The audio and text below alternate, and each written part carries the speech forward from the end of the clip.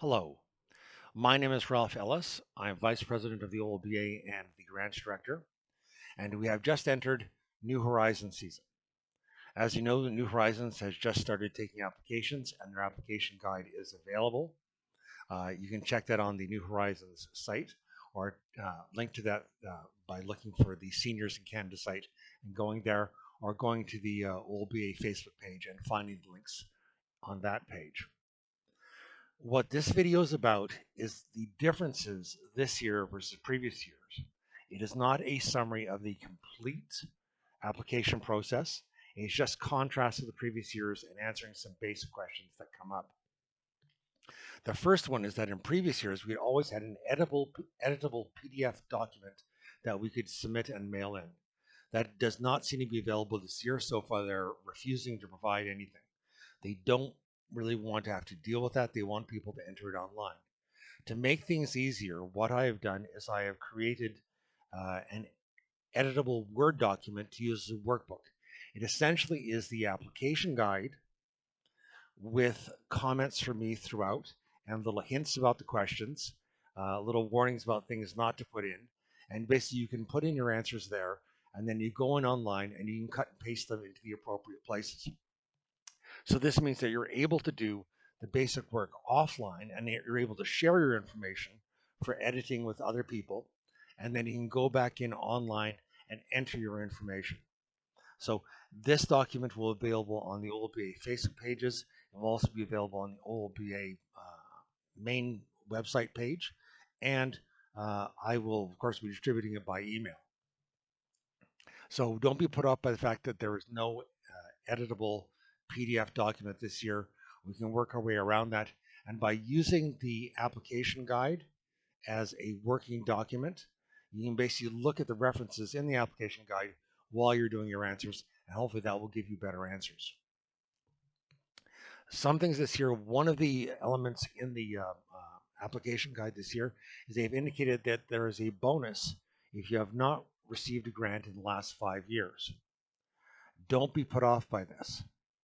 If they had wanted to put a restriction and say, if you have received a grant in the last 2 years, 3 years, 4 years, 5 years, you cannot apply, they would have done so.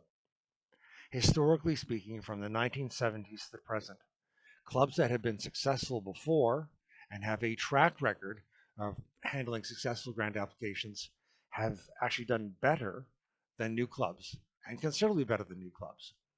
While they are looking to, again, presumably to spread the wealth to new organizations, the fact that they are doing a 4-week application period rather than a 6-week application period, and they have not really changed that much of anything else, it's pretty indicative that you are not being disadvantaged.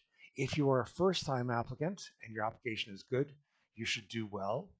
But if you have been an applicant who's been successful many times before and you put in a good application, you should also be successful. So do not be put off by the indication that you get a bonus if you have not received a grant in the last 5 years. We do expect that clubs that have been successful in the past and produced good applications should continue to do well. Some things that are different in the application process, there used to be some restrictions on computers, softwares, and printers.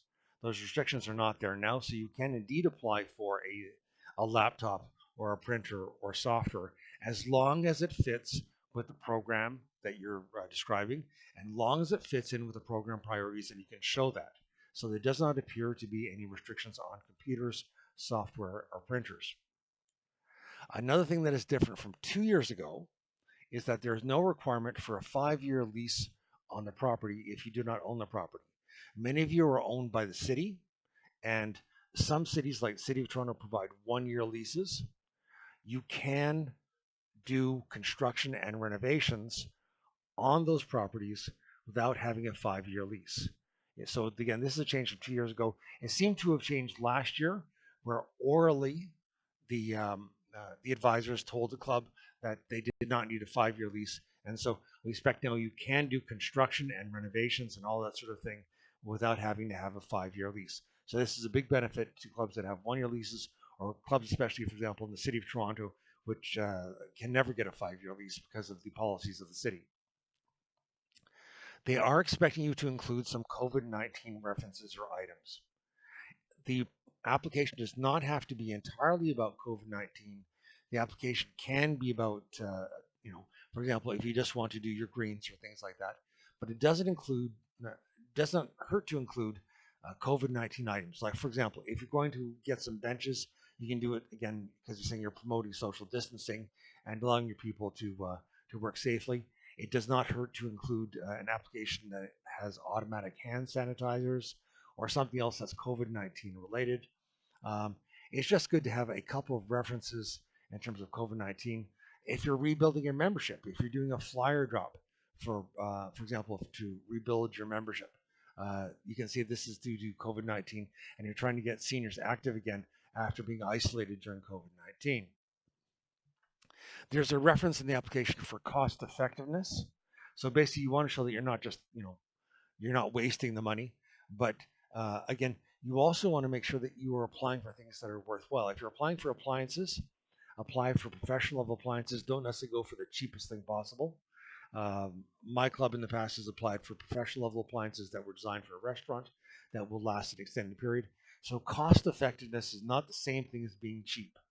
Apply something that's high quality that will last your club many years, and that certainly works. So again, you just want to show that you're spending the money well, but again, you don't have to rush to get the cheapest item. You only need to provide one quote for key items. You don't have to provide three. In the past, if something was over $5,000, you had to provide three quotes. You can provide multiple quotes to show that you're doing due diligence and to show that you're being cost effective, but you do not have to provide three quotes. And this matters, for example, for bowls equipment, where, for example, you may not be able to get multiple quotes. But again, I remind you for bowls equipment, you can go to MVP Sports. You can go to Buffalo Bowling in Montreal, who are the Drake's Pride distributor.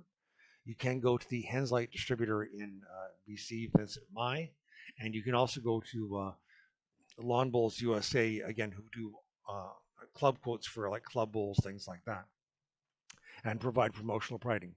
Buffalo Bowling in Montreal is also willing to provide a wholesale price list that you can work from, again, for quotes. And remember that these numbers can change by the time you actually end up purchasing the items.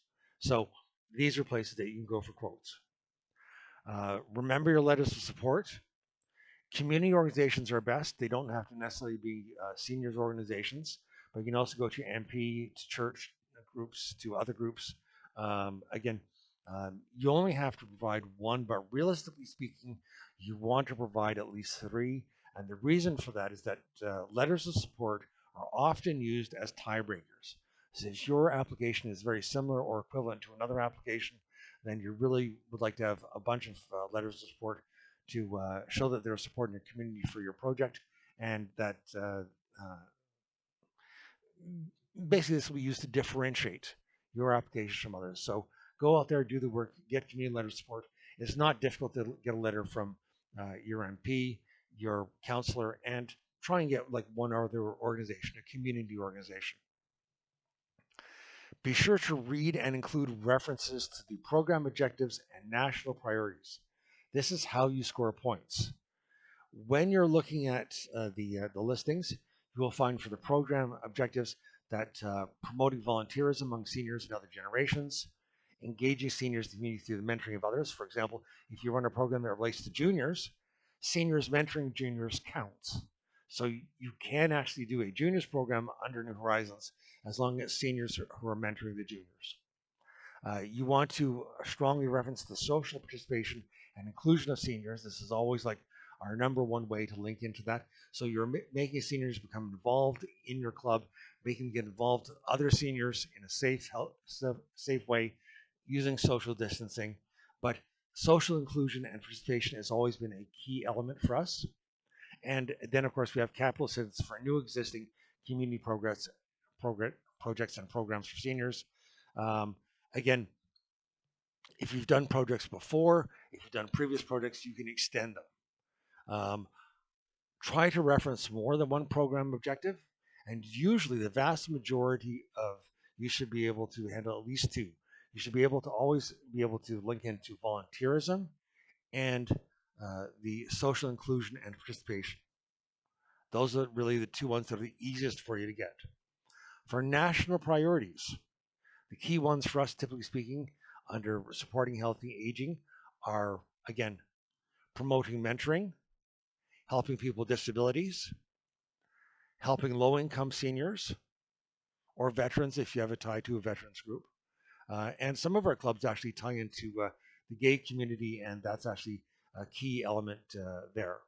Remember that you're addressing social isolation, which is the priority number one. And under priority number three, we have the mentoring, helping people with disabilities, helping low income seniors, some clubs tying into the gay community. We do have some clubs that do tie into indigenous communities, but that's a little rarer. So, again, be sure that you mention these frequently throughout your application. Anytime you mention these, you are scoring points. There are coaching sessions and information sessions available to New Horizons. Email the New Horizons people to ask about availability for this and to sign up for them. I'm not including the reference here because you can find it through the New Horizons site. But if you contact them, if you email them, you can sign up for that. You can also you can contact me for support.